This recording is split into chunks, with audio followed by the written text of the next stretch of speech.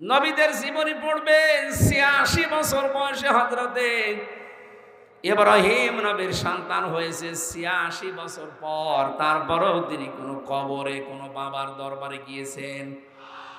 নবী মানুষ যদি ৮৬ বছর দোয়া করে তারপরে সন্তান হয়, আপনার তো ৮৬ বছর না ৬ বছরও পার হয়নি, আপনি পাগল হয়ে গেছেন। সুতরাং অনেক মেয়েরা আশপাশে আছে, সাবধান, কোন ভণ্ড পীরের খপ্পরে পড়বেন না। সন্তান দেওয়ার ক্ষমতা কারণে অনেক ভণ্ড এখন বের হয় বিভিন্ন আস্তালায় গাছতলায় দরবারে, বলে যে আপেল পড়ে দিচ্ছে হুজুর, পীর সাহেব বাবা আপেল পড়ে দিলে নাকি ছেলে হয়। অনেক জায়গায় অনেক মেয়েরা দেখি তার স্বামীকে পাঠায়, বলে যে হামজা হুজুরের কাছে আপেল পড়ে নিয়ে আসেন, কারণ এর আগে খালি মেয়ে হয়েছে, ছেলে হয় না, হুজুর পড়ে দিলে ছেলে হবে। সেদিন দিনাজপুরে পেয়েছিলাম একজনকে, বলছে হুজুর আমার পর পর 4টা মেয়ে, আমি খুব আশা করে আছি যেন ছেলে হয়, এই আপেলটা পড়ে দেন। বললাম আপেল আমারে দিন। আরে ভাই, আপেল পড়ে যদি ছেলে হয়, আমার পর পর 3টা মেয়ে, আমি আপেল পড়ে আমার বউরে খাওয়াবো? এগুলো সব বানোয়াট, সব ভিত্তিহীন। কোন মরা বাবা, কোন জিন্দা বাবার ক্ষমতা নেই অবৈধ কাজ ছাড়া বৈধভাবে আপনাকে সন্তান দিতে পারে। কোন বাবার কাছে গিয়ে যদি বৈধভাবে সন্তান কেউ নিয়ে আসতে পারে, এটা ডাহা মিথ্যা কথা। হ্যাঁ, সন্তান যদি হয়েও থাকে বুঝবেন এটা অবৈধভাবে। এক কথা বলে না কেন? এরকম বহু ভণ্ড বাবার দ্বারা ভণ্ড সন্তান দুনিয়ায় আসছে না? আমি ইঙ্গিত দিলাম, সাবধান থাকবেন। তাহলে শিরকের পয়েন্ট বোঝাচ্ছিলাম যে আল্লাহ যেটা পারে ওইটা অন্য কেউ পারে, এই বিশ্বাস করার নাম কি? আলা লাহুল খালকু ওয়াল আমরু, সৃষ্টিটার আইন চলবে তার। সুতরাং এই পৃথিবী সৃষ্টি করেছেন কে?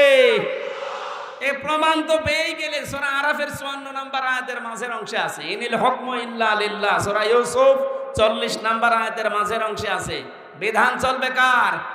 সুতরাং আল্লাহর তৈরি করা এই জমিনে আল্লাহর বিধান বাদ দিয়ে যারা মানুষের তৈরি করা আইন কানুন প্রতিষ্ঠা করতে চাচ্ছেন, আপনি শিরিক করছেন। আর শিরিক করলে মানুষ মুশরিক হয়ে যায়। আমার ভাইরা, আমি যে কথা তুলেছিলাম,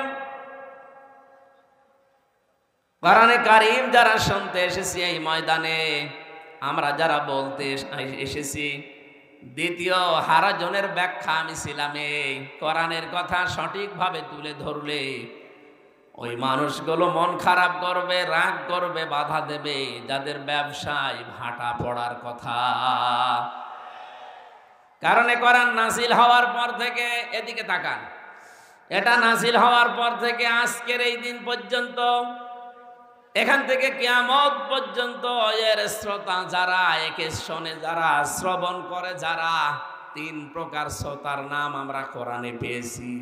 1 নম্বরে যার নাম বললাম আবু জেহেল কাফের, নাম কি? 2 নম্বরে শুনতে আসতো ওই জামানায় যারা মুনাফিক, তারা বিশ্বাস করত কোরআন আল্লাহর কিতাব, কিন্তু যখন শুনতে এসে দেখে যে আমার পরিবার যেভাবে চলে কোরআনের সাথে মেলে না, আমার সমাজ যেভাবে চলে কোরআনের সাথে মেলে না, আমি যে রাজনীতি করি কোরআনের সাথে মেলে না, তখন আস্তে করে পেছন দিক থেকে তারা কেটে পড়তো। আল্লাহর ভাষায় তারা মুনাফিক। 1 নম্বরে কাফের বাধা দিয়েছে, আপনি দলিল নিতে চাইলে সূরা হামিম সেজদার 26 নম্বর আয়াতে পাবেন। 2 নম্বরে মুনাফিক শোনার পরে পেছন ফিরে কেটে পড়েছে, দলিল নিতে চাইলে সূরা নিসার 61 নম্বর আয়াত। 3 নম্বরে কোরআন শুনতে এসেছে তারা যারা মুমিন। আল্লাহ রাব্বুল আলামিন তাদের চরিত্রের বর্ণনা দিয়েছেন, ইন্নামাল মুমিনুনাল্লাযীনা ইযা যুকিরাল্লাহু ওয়াজিলাত কুলুবুহুম। আল্লাহর দৃষ্টিতে মুমিন তো তারা, যেই মানুষগুলোর সামনে আল্লাহর নাম উচ্চারণ হলে তাদের অন্তরাত্মা কেঁপে ওঠে। ওয়াইদা তুলিয়াত আলাইহিম আয়াতুহু যাদাতহুম ঈমানা, কোরআনে কারিম থেকে যখন তাদেরকে তেলাওয়াত করে শোনানো হয়, এর মর্মবাণীগুলো বোঝার পরে এই মানুষগুলোর ঈমান যা আছে আরো বেড়ে যায়। ওয়ালা রাব্বিহিম ইয়াতাওয়াক্কালুন, বাড়ি যাওয়ার আগে তারা সিদ্ধান্ত নিয়ে যায় এই পৃথিবীতে যে কোনো কাজে ভরসা করব কার প্রতি। প্রথম নাম্বারে আমরা এখানে ওইরকম শ্রোতা নেই যারা বাধা দেয়, তারা যেহেতু কাফের, আর এখানে কাফের আছে নেই। 2 নাম্বারে মুনাফিক, শুনতে আসে কিন্তু যখন দেখে যে না আমার সাথে তো মিলছে না, কারণ আমি সুদ ভিত্তিক অর্থনীতির সাথে জড়িত।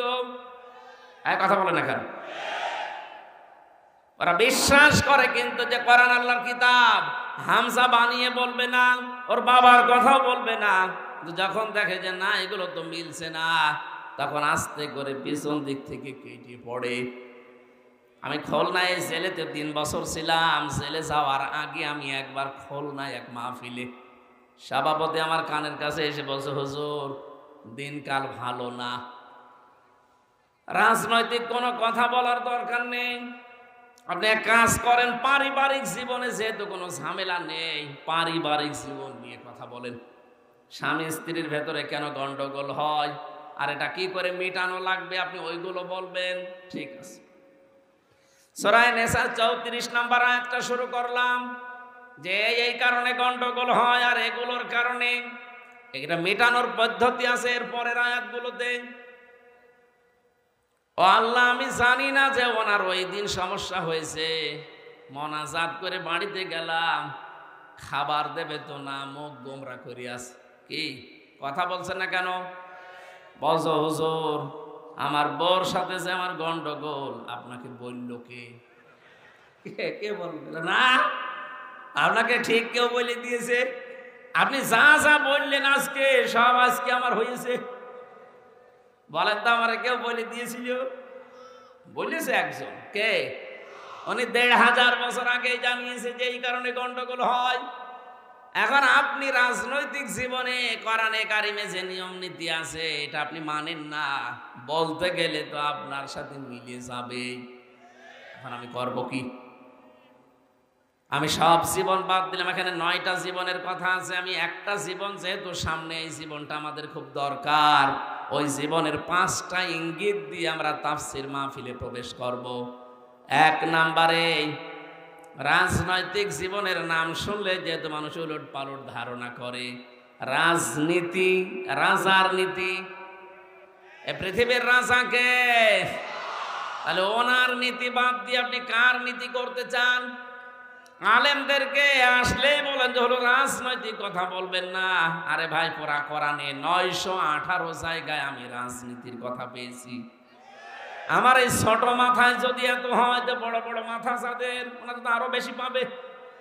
অথচ কত মানুষ অলরেডি বলেই ফেলেছে যে কোরআনের সাথে রাজনীতির কোনো সম্পর্ক নেই। যেই লোকটা কথা বলেছে সে যদি আমার সামনে সূরা ফাতিহা শুদ্ধ করে পড়তে পারে, আমি মিষ্টি খাওয়াবো। আর যদি পড়তে না পারে, আমার মনে হয় ওনারা তওবা করে অন্তত পুনরায় মুসলমান হওয়া দরকার। রাজনীতি একটা ইবাদত। বিশ্বনবী যেহেতু নিজে রাষ্ট্রপ্রধান ছিলেন, রাজনীতি না করলে রাষ্ট্রপ্রধান হওয়া যায় না। কথা বলেন না কেন? আমাদের যিনি আছেন শাহাবুদ্দিন চপ্পু, উনি পর্যন্ত কয়েকদিন আগে কিন্তু ঘোষণা দিয়েছিল যে আমার ঠেলা দিয়ে ফেলা যাবে না, আমি রাজনীতি করা মানুষ। এ কথা বলেছিল না? যে রাজনীতি না করলে উনিও রাষ্ট্রপতি হতে পারতেন না। এতটুকু একটা দেশের রাষ্ট্রপ্রধান যদি রাষ্ট্রপতি হওয়ার জন্য রাজনীতি করা লাগে, আমাদের নবী মুহাম্মদুর রাসূলুল্লাহ সাল্লাল্লাহু আলাইহি সাল্লাম উনি যে 10 বছর রাষ্ট্রপতি ছিলেন, এটা কি মিথ্যা কথা? এটা মিথ্যা কথা। তাহলে আমাদেরকে অবশ্যই রাজনীতি সামনে করা লাগবে। নবীর উম্মত দাবি করলে মাস্ট বিয়ে পথে আসাই লাগবে আপনাকে। আপনি যাই মনে করেন, যেটা দুনিয়ার কাজ হোক, এই দুনিয়ার কাজ দিয়ে আপনার আখিরাতের জান্নাত তৈরি হবে। এবার আমি শুধু পয়েন্টগুলো বলছি। এই পৃথিবীতে কেউ যদি রাজনীতি করতে চায়, নেতৃত্ব দিতে চায়, নেতা হতে চায়, কোরআনে কারিম পড়াটা পড়ে আমি 5টা গুণাবলীর কথা পেয়েছি। 1 নম্বরে রাজনীতি করতে হলে তাকে জ্ঞানী হওয়া লাগবে। কি হওয়া লাগবে? সূরা বাকারার 247 নম্বর আয়াতে এই তথ্যটা আছে। ক্বালা ইন্নাল্লাহা আসতাফাহু আলাইকুম ওয়া যাদাহু বাসতাতান ফিল ইলমি ওয়াল জিসম ইলা আখির আয়াত। এখানে হযরত দাউদ আলাইহিস সালামের কথা যদিও বলা হয়েছে, আমি তাফসীরের ভেতরে পড়েছি, যারা কিয়ামত পর্যন্ত দুনিয়ায় নেতৃত্ব দিতে চায় প্রথমেই তাদের 2টা কোয়ালিটি থাকতে হবে। 1 নম্বরে শরীরের শক্তি থাকা লাগবে, 2 নম্বরে জ্ঞান থাকা লাগবে। আপনি তাকান তো আমাদের দেশের দিকে যারা রাজনীতি করছে, ওল্ড হয়ে গেছে। বিশেষ করে এই যে হিরো আলম, এর ঠেলা দিলে পড়ে যাবে না? শরীরে কোনো শক্তি আছে? 2 নম্বরে জ্ঞান। আমরা এমন জ্ঞানী নেতা এই দেশে পাই যারা বলে আগামীকাল ঈদুল আজহার জানাজার নামাজ অনুষ্ঠিত হবে। এই যদি জ্ঞানের মোহর হয় নেতা, এর তো রাজনীতি করা যায়। এক কথা বলেন না কেন? নেতা হওয়ার কোয়ালিটি বলছিলাম 5টা। আপনাকে শক্তিশালী এবং জ্ঞানী হওয়া লাগবে। আমি কি বানিয়ে বললাম এটা? সূরা বাকারা 247 নম্বর আয়াত, 2 নম্বর পারা, 19 নম্বর পৃষ্ঠা, 14 নম্বর লাইনে আছে। বাড়ি যেয়ে মিলিয়ে দেখবেন, যে কোনো তাফসীর পড়লে পাবেন। 2 নম্বরে পেয়েছি আমি সূরা শুআরা 152 নম্বর আয়াত, 19 নম্বর পারা, 12 নম্বর পৃষ্ঠার 5 নম্বর লাইনে এটা আছে। ওয়ালা তুতিউ আমরাল মুসরিফিন আল্লাযীনা ইউফসিদুনা ফিল আরদি ওয়ালা ইউসলিহুন। এই পৃথিবীতে যারা অপচয় করে আর সীমা লঙ্ঘন করে, তারা নেতৃত্ব দেওয়া জায়েজ নেই। আপনি এই 53 বছরই মিলান তো, নেতৃত্ব দিল কত নেতা, অপচয়ের পুরা জীবনটাই ভরা। বলেন, আর সীমা লঙ্ঘন তো না, আমি নিলাম না, পুরাটা জীবনই সীমা লঙ্ঘন করে আছে। আরে ভাই, আপনার জন্য তো নেতৃত্ব দেওয়া জায়েজ নেই। আমি যত তাফসীর করব বলছি, এই জন্য শুধু পয়েন্ট বলছি। 3 নম্বরে বেশি আমি পৃথিবীর ময়দানে যারা গাফেল, এটা সূরা কাহফের ভেতরে আছে, 28 নম্বর আয়াতে পাবেন, শেষের দিকে আছে। রব্বুল আলামিন বলেন, যেই মানুষগুলো দুনিয়াতে আল্লাহর জিকির থেকে, আল্লাহর স্মরণ থেকে গাফেল, তাদের নেতৃত্ব দেওয়া জায়েজ নেই, তাদের অনুসরণ করা জায়েজ নেই। 4 নাম্বারটা একটু ঝামেলা, আমি এটা বাদ দিয়ে 5 নাম্বারে চলে গেলাম।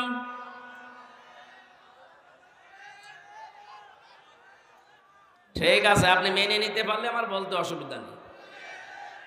মেনে নিতে পারার মতো এরকম সৎ সাহস আছে কার কার? দেখে আন্দাজে হাত তুলবেন না। আলহামদুলিল্লাহ, আমি সাহস পেয়েছি বলার। ঠিক আছে, আপনি শুধু আমার কথা না, বাড়ি যেয়ে মিলাবেন। সূরা নিসা 5 নাম্বার পারার 2 নাম্বার পৃষ্ঠার 10 নাম্বার লাইনের 34 নাম্বার আয়াতের প্রথম অংশে পাবেন, আর রিজালু কাওয়ামুনা আলান নিসা। নেতা হবে পুরুষ, মহিলা হবে তার আজ্ঞাবহ। সুতরাং আগামীতে এই 96% মুসলমানের দেশে যারা নেতৃত্ব দেবে, তারা পুরুষ হওয়া লাগবে। এ পর্যন্ত থাক। যারা হাত তুলেছেন, যদি এর বরং পুরুষ নেতা বাদ দিয়ে অন্য কোনো জায়গায় ছোটেন, বিশেষ করে রওশনের সাদের দিকে, আমি আর বাকিটা বলতে পারবো না। সুতরাং আপনি সাবধান। 5 নাম্বারটা যেহেতু বলি নাই, বলে ফেলি। এটা সূরা বাকারায় আছে, 1 নাম্বার পারা, 18 নাম্বার পৃষ্ঠার 6 নাম্বার লাইনের 124 নাম্বার আয়াতের প্রথম অংশে আছে। রব্বুল আলামিন বলেন, وَإِذِ ابْتَلَى إِبْرَاهِيمَ رَبُّهُ بِكَلِمَاتٍ فَأَتَمَّهُنَّ قَالَ إِنِّي جَاعِلُكَ لِلنَّاسِ إِمَامًا। আল্লাহ পাক বলেন স্মরণ করো ওই সময়ের কথা যখন তোমাদের জাতির পিতা হযরত ইব্রাহিম আলাইহিস সালাম, যার নাম, তাকে আমি আল্লাহ পদে পদে পরীক্ষা করেছিলাম বিভিন্ন বাক্যের দ্বারা। তাফসিরে ফি জিলালিল কোরআন সাইয়্যিদ কুতুব লিখেছেন, হযরত ইব্রাহিমকে আমার আল্লাহ জীবনে 50টা পরীক্ষা করেছিলেন। কত? 50টা পরীক্ষায় তিনি পাশ করেছেন। সর্বশেষ আগুনের যে পরীক্ষাটা, এটা গুরুত্বপূর্ণ। হযরত ইব্রাহিম আগুনের পরীক্ষায় যখন উত্তীর্ণ হয়ে গেলেন, রব্বুল আলামিন বলেন আমি তোমাকে একেবারে খালি হাতে ফেরত দেব না। ক্বালা ইন্নী জাইলুকা লিন্নাসি ইমামা। শুধু মুসলমানদের জন্য না, লিন্নাস, মানব জাতির জন্য তোমাকে আমি নেতা বানিয়ে দিলাম। এখানে যেহেতু আলেম আছে, লাম শব্দটা আরবি গ্রামার অনুযায়ী 19টা অর্থে ব্যবহার হয়। লাম বালাগাত মান থেকে 13টা অর্থে ব্যবহার হয়। এর 9 নাম্বার অর্থে আপনি পাবেন লাম ব্যবহার করা হয় জীবিত মানুষদের জন্য। আমাদের জাতির পিতা হযরত ইব্রাহিম কিন্তু জীবিত মানুষদের নেতা ছিলেন। এ নেতা বানিয়েছে কে? আরো জোরে। হযরত ইব্রাহিম ওই সময় জিজ্ঞাসা করেছিলেন, ক্বালা মিন যুররিয়াতি, হে আল্লাহ নেতৃত্ব দেওয়ার গুণাবলী, এই যে নেতা হওয়ার যোগ্যতা, এটাকে শুধু আমাকেই দিলে নাকি আমার সন্তানাদি যারা কিয়ামত পর্যন্ত আসবে তারাও নেতা হতে পারবে, তারাও নেতৃত্ব দিতে পারবে? আল্লাহ জবাব দিয়েছেন সঙ্গে সঙ্গে, ক্বালা লা ইয়ানালু আহদিজ জালিমিন। ইয়ানালু এটা মোসারে, বর্তমান ভবিষ্যৎ, প্রেজেন্ট ফিউচার। আহদিজ জালিমিন এটা বহু বচন। ভালো করে খেয়াল করেন, আল্লাহ শুধু অতীতের শব্দ দেয়নি, ইয়ানালু মোসারে দিয়েছেন। রব্বুল আলামিন বলেন ইব্রাহিম তোমার সন্তানাদের ভেতরে নেতৃত্ব দিতে পারবে, নেতা হতে পারবে তারা, কিন্তু যারা জালেম তাদের জন্য আমার কোনো অঙ্গীকার নেই, ওয়াদা নেই। আয়াতের তাফসিরে মুফাসসির লিখেছেন, বিশেষ করে 20 শতাব্দীর একজন অন্যতম মুজাদ্দিদ মাওলানা সাজ্জেদ আবুল আলা মাওদুদী রহমতুল্লাহ আলাইহি, তার কিতাব পড়তে গিয়ে আমি আয়াতের তাফসিরে পেয়েছি, তিনি দিয়েছেন কিয়ামত পর্যন্ত জালেমদের নেতা হওয়া, নেতৃত্ব দেওয়া হারাম। অথচ আয়াতটা পুরো বাংলাদেশে বিপরীত। যারা বড় বড় নেতা দেখবেন বড় বড় জালেম তারা। যে যত বড় নেতা ছিল এই দেশে সে তত বড় জালেম ছিল। সর্বোচ্চ যেটা এই দেশে পালিয়েছে এটা সবচাইতে বড় জালেম ছিল। তার প্রমাণ আমি নিজে, আমি ভিকটিম। 3টা বছর আমাকে ফাঁসির কন্ডেম সেলের ভেতরে তালাবদ্ধ করে রেখেছিল, কোনো কারণ নেই, বিনা কারণে। কয়েকদিন আগে আমার মামলা খারিজ হয়ে গেছে সব। আগস্টের 5 তারিখের পরে আমি মামলা তুলেছিলাম। জজ সাহেব এটা দেখে বলছে যে এর ভেতরে তো কোনো মাল মশলা নেই, আমি রায় দেব কি দিয়ে, খারিজ করে দিলাম। বলতে গেলাম যে মাননীয় আদালত 3 বছর তো আপনার কাছে ছিল মামলাটা, তখন তো রায় দেননি, তখন বলেছেন যে মামলা জামিন হয়, আগেই ফেলে দিতেন ফাইল, আর আজকে বলছেন কোনো মাল ম্যাটারেস নেই, এ মামলা খারিজ করে দিলাম। উনি এইটাই বলতো, হুজুর আমার হাত বাঁধা ছিল। কথা বলছেন না কেন?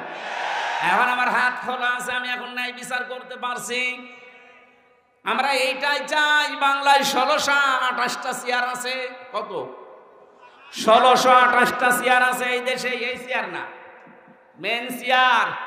শুধু একটা চেয়ারে হাত খোলা ছিল, বাকি 1615টা চেয়ার সব হাত বাঁধা ছিল। আপনি যে চেয়ারের নামই বলেন সব চেয়ারেরই হাত বাঁধা, শুধু এক চেয়ারের হাত খোলা ছিল। আপনি মনে করছেন যে কাওয়া কাকুর মনে হয় হাত খোলা ছিল, না, ও কাওয়া কাকুরও হাত বাঁধা। একটা চেয়ারের শুধু হাত খোলা ছিল। আমরা চাই এদেশে যেমন এখন সব হাত খুলে গেছে, কিয়ামত পর্যন্ত এই দেশে যত চেয়ারে মানুষ বলবে সবার হাত আবু সাইদের মতো খোলা থাকবে। এটা চান না আপনারা? কারো হাত যেন আর বাঁধা না থাকে। আর হাত খোলা থাকবে তখন আমার হাকামা বিহি আদালা, যখন এইটার বিচার শুরু হবে। এইটার বিচার ব্যবস্থা তৈরি করার জন্য যদি কেউ দল করে, রাজনীতি করে, আর আপনি সেইটাকে ধর্ম নিয়ে ব্যবসা করায় এই তকমা দিতে চান, সবচাইতে বড় ধর্ম ব্যবসায়ী তারা যারা সিজনাল নামাজি, সিজনাল টুপি মাথায় দেয়, সারা বছর খবর পাওয়া যায় না, শুধু যখন রায়ের সময় আসে, ভোটের সময় আসে, টুপি মাথায় দিয়ে খালি ঘন ঘন সালাম দেয়। কথা বলে না কেন? না, ধর্ম ব্যবসায়ী তো আসলে তারা। আমরা ধর্ম নিয়ে ব্যবসা করে খাই না, আমরা সারা জীবনই এই পোশাকে আছি, শুধু ভোটের সময় আসলে টুপি মাথায় দেই। টুপি এখন আমাদের মাথায় নেই, ভোটের সময় এইটাই থাকবে। এক কথা বলেন না কেন? সুতরাং আয়াত দ্বারা যেহেতু প্রমাণ হয়েছে যে কোন জালেম রাজনীতি করতে পারবে না, আগামীতে যারা জালেম হবে তারা যেন চেয়ারে বসতে না পারে, এ বিষয়ে সজাগ থাকা লাগবে না। জালেম শব্দটা শুনতে ছোট মনে হচ্ছে, কিন্তু ব্যাপক অর্থবোধক একটা শব্দ, আর এমন ভারী শব্দ এটা। ইন্নামাস সাবিলু আলাল্লাযিনা ইয়াজলিমুনা নাস, সূরা সূরা 25 নম্বর পারা 6 নম্বর পৃষ্ঠা 13 নম্বর লাইনের 42 নম্বর আয়াতে আছে, প্রথম অংশে আল্লাহ বলেন, আমি নিজে জালেমদের বিরুদ্ধে মামলা দেব। সুতরাং 15.5 বছরে যারা দেশ চালিয়েছে প্রত্যেকেই জালেম আর জালেমের দোষর। কথা বলেন না কেন? সংস্কার যখন আরম্ভ হয়েছে, আমরা চাই এই 15.5 বছরে যারা দায়িত্বে ছিল এই জালেমাকে টিকিয়ে রাখার জন্য একটাকেও যেন চেয়ারে রাখা না হয়, সবগুলো বিদায় করে দিন। এক কথা বলেন না কেন? যারা দায়িত্বে আছেন আমরা চাই শহীদের রক্তের দাম দিতে। 2732 জন মানুষ মারা গেছে, 2780 জন এখনো হাসপাতালের বেদে, এখনো কাতরায়। তাদের আর্তনাদ গুলো শুনতে হলেও, অন্তত দাম দিতে হলেও যারা এই বৈষম্য তৈরি করেছিল তাদেরকে চেয়ার থেকে নামানো এখন সময়ের দাবি। এটা কোনো রাজনীতি না, এটা আমাদের জাতীয় দাবি। এক কথা বলেন না কেন?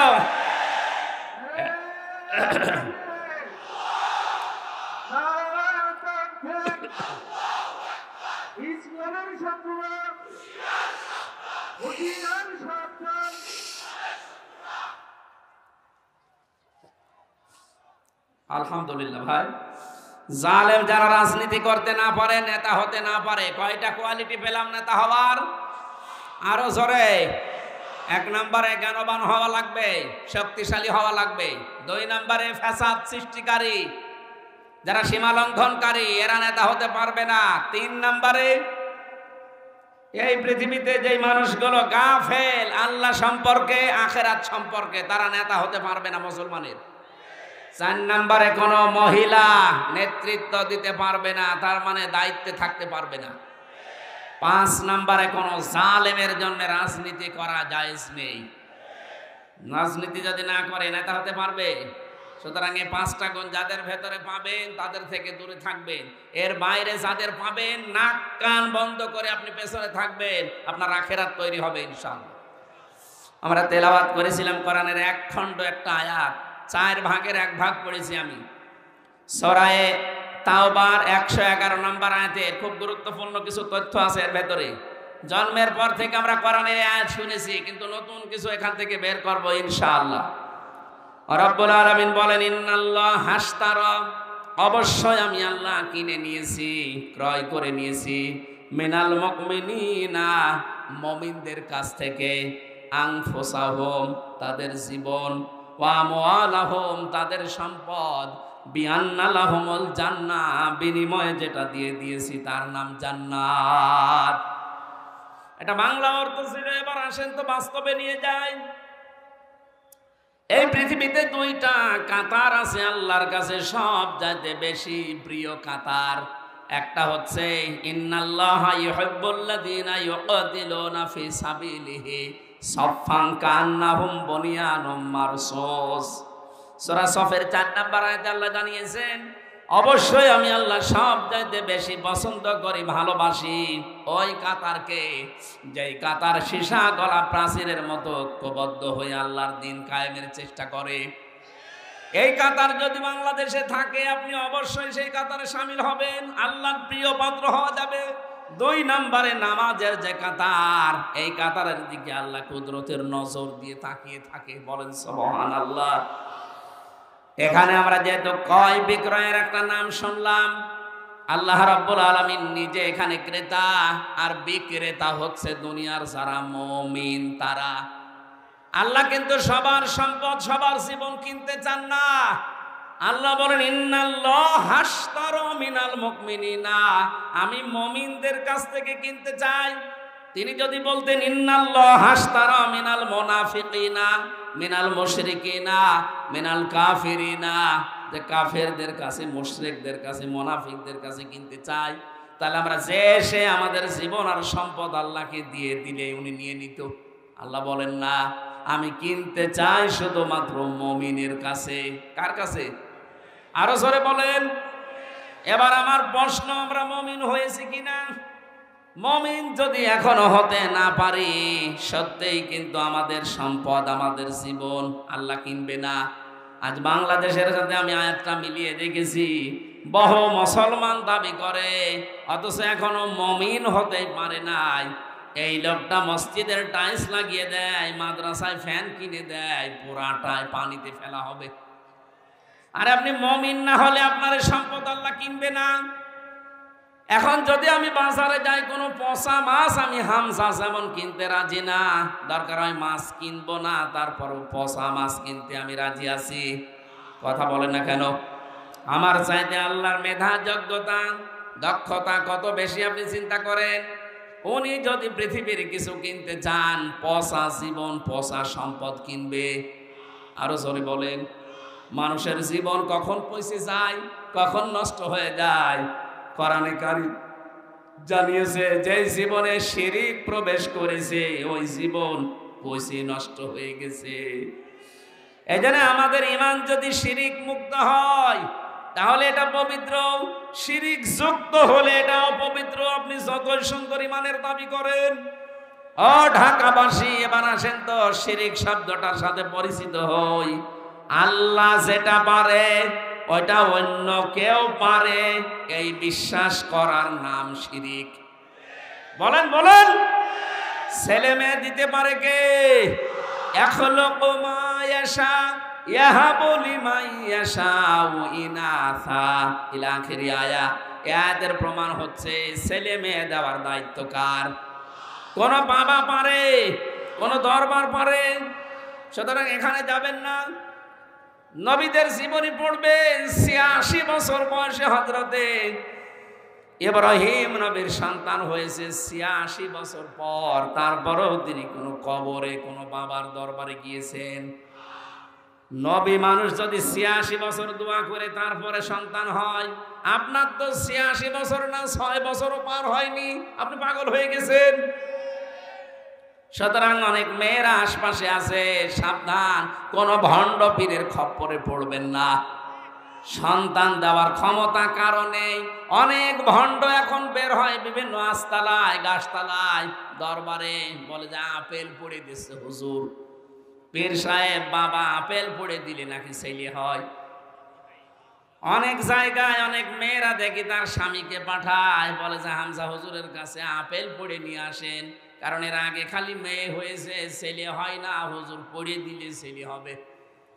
সেদিন দিনাজপুরে পেয়েছিলাম একজনকে, বলছে হুজুর আমার পর পর 4টা মেয়ে, আমি খুব আশা করে আছি যেন ছেলে হয়, এই আপেলটা পড়ে দেন।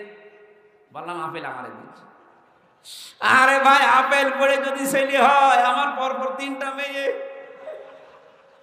আমি আপেল পড়ে আমার বউরে খাওয়াবো? এগুলো সব বানোয়াট, সব ভিত্তিহীন। কোন মরা বাবা, কোন জিন্দা বাবার ক্ষমতা নেই অবৈধ কাজ ছাড়া বৈধভাবে আপনাকে সন্তান দিতে পারে। কোন বাবার কাছে গিয়ে যদি বৈধভাবে সন্তান কেউ নিয়ে আসতে পারে, এটা ডাহা মিথ্যা কথা। হ্যাঁ, সন্তান যদি হয়েও থাকে বুঝবেন এটা অবৈধভাবে। এক কথা বলে না কেন? এরকম বহু ভণ্ড বাবার দ্বারা ভণ্ড সন্তান দুনিয়ায় আসছে না? আমি ইঙ্গিত দিলাম, সাবধান থাকবেন। তাহলে শিরিকের পয়েন্ট বোঝাচ্ছিলাম যে আল্লাহ যেটা পারে ওইটা অন্য কেউ পারে, এই বিশ্বাস করার নাম কি? আলা লাহুল খালকু ওয়াল আমরু, সৃষ্টি যার, আইন চলবে তার। সুতরাং এই পৃথিবী সৃষ্টি করেছেন কে?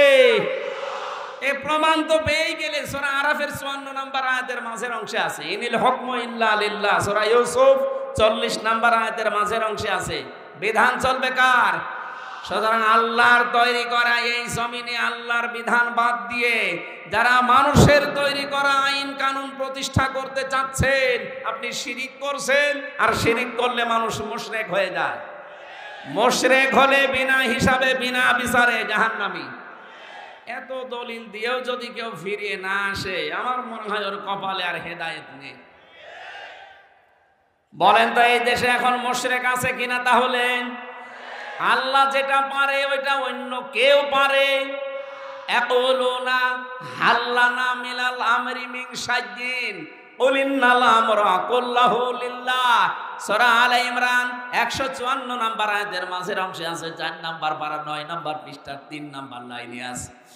আল্লাহ বলেন কাফেররা জিজ্ঞাসা করতো, হে মুহাম্মদ সাল্লাল্লাহু আলাইহি সাল্লাম, আইন তৈরি করতে আমরা কি পারি? আল্লাহ বলেন নবী আপনি বলেন যে না, এটা তৈরি করার একচ্ছত্র মালিকানা কার? সুতরাং আল্লাহ বাদে আইন তৈরি করা যেহেতু জায়েজই নেই। এই 54 বছর যাদের তৈরি করা আইনে এই দেশ চলেছে, ডক্টর মোহাম্মদ কামাল তার বানানো এই সংবিধান এই দেশ থেকে তুলে দিয়ে কোরআনে কারিমে আল্লাহ একটা সংবিধান দিয়েছেন। সূরা ফুরকান 77টা আয়াত আছে, 73টা ধারা আছে। শুধু এই 73টা ধারা বাংলার সংবিধানে আপনি সংস্কার করে দেন, আল্লাহর কসম এই দেশ থেকে যত অন্যায় দেখছেন সব বন্ধ হয়ে যাবে। স্যার ব্যাখ্যা করছিলেন ফিতনার যত ফিতনা আছে সব দূর হওয়া সম্ভব শুধু এই সংবিধানের দ্বারা। কিসের চাঁদাবাজি করবেন আপনি? এমনি দূর হয়ে যাবে যদি এই 73টা ধারা বাংলার সংবিধানে সংযোজন হয়। যেহেতু সংস্কার চলছে আর 53 বছর আমরা দেখলাম যে কিছুই হয় না, এ হাজার হাজার ধারা দিয়ে আমরা আহ্বান জানাচ্ছি 96% মুসলমানের এই দেশে এই 73টা ধারা সংবিধানে সংযোজন করা হোক। এর পক্ষে আপনারা নেই? হয়তো এই হাত আমাদের মুখের কথা ওনাদের পর্যন্ত যাবে কি যাবে না জানি না, কিন্তু আরো সে চলে গেছে। ইব্রাহিম নবীকে আগুনে দিয়েছিল, ব্যাঙ শুধু প্রসাব করেছিল, জানতো যে আমার প্রসাবে কিছু হবে না, কিন্তু পক্ষে ছিল। আমরাও এই সংবিধানের পক্ষে আছি না? হাত যাদের আছে তুলে ধরেন, ক্যামেরায় ভিডিও হোক ফেরেশতাদের। লিল্লাহি তাকবীর।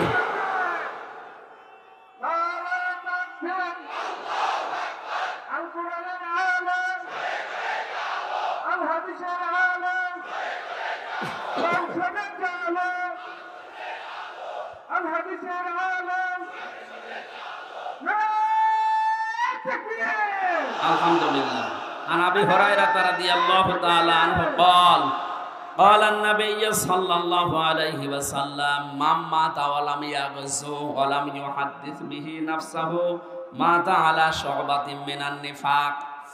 বিশ্ব নবীর সাহাবী হযরত আবু হুরায়রা বলেন, যে ব্যক্তি মরে গেল এমন অবস্থায় যে তার মনের ভেতরে আকাঙ্ক্ষা ছিল না যে আমি জিহাদ করব, দিন কায়েম করব, এই সিদ্ধান্ত এই আকাঙ্ক্ষা যদি কারো মনের ভেতরে না থাকে যে কোরআন বাংলাদেশের সংবিধান হোক, ও যদি মরে যায় ও মুনাফিক হয়ে মরে যাবে।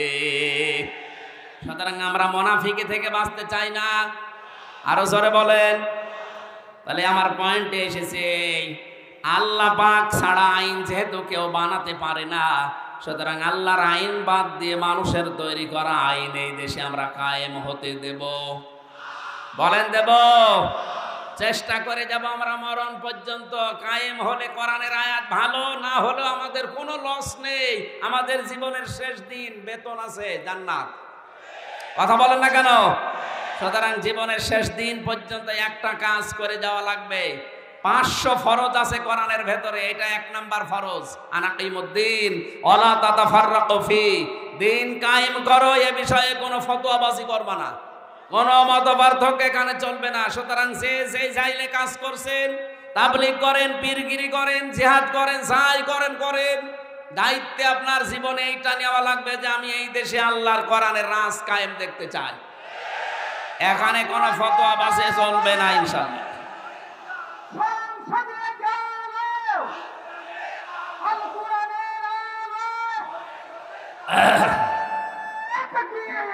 আমার ভাইরা, আমরা দুইটা পয়েন্ট বললাম কি, আল্লাহ যেটা পারে ওইটা অন্য কেউ পারে, বিশ্বাস করার নাম শিরিক। শিরিক যে করে সে মুশরিক, আর মুশরিকের জায়গা ইন্নাহু মান ইউশরিক বিল্লাহ ফাকাদ হারামাল্লাহু আলাইহিল জান্নাহ ওয়া মাওয়াহুন নার। যারা শিরিক করে তাদের জায়গা হচ্ছে জাহান্নাম, আর জান্নাত তাদের জন্য হারাম। সুতরাং আমরা কোন শিরিকে যেন না যাই। আল্লাহর তৈরি আইনের বিরুদ্ধে বাদ দিয়ে মানুষের তৈরি আইন যারাই প্রতিষ্ঠা করার জন্য দল করবেন, ভোট দেবেন, চিন্তা ভাবনা করবেন, চেষ্টা করবেন, আপনি মুশরিক হয়ে মারা যাবেন। আমি আপনাকে বাঁচাতে চাই। আপনি জাহান্নামে গেলে আমার কোনো লস নেই। হ্যাঁ, আল্লাহর কসম, আপনি জাহান্নামে গেলে আমার কোনো লস নেই, কিন্তু আমি কিয়ামতের দিন ধরা খেয়ে যাব যদি এই কথাটা আপনাকে না জানাই। সুতরাং বাংলার জনগণ সাবধানে, রেকর্ড হচ্ছে, সারা দেশে ছড়িয়ে যাচ্ছে।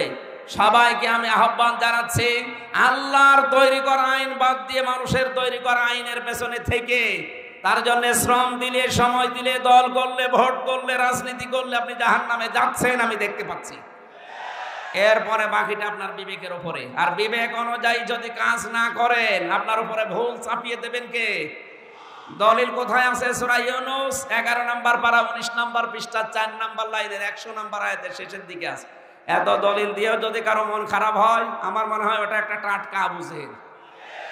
আবু জেহেল এত খারাপ ছিল না।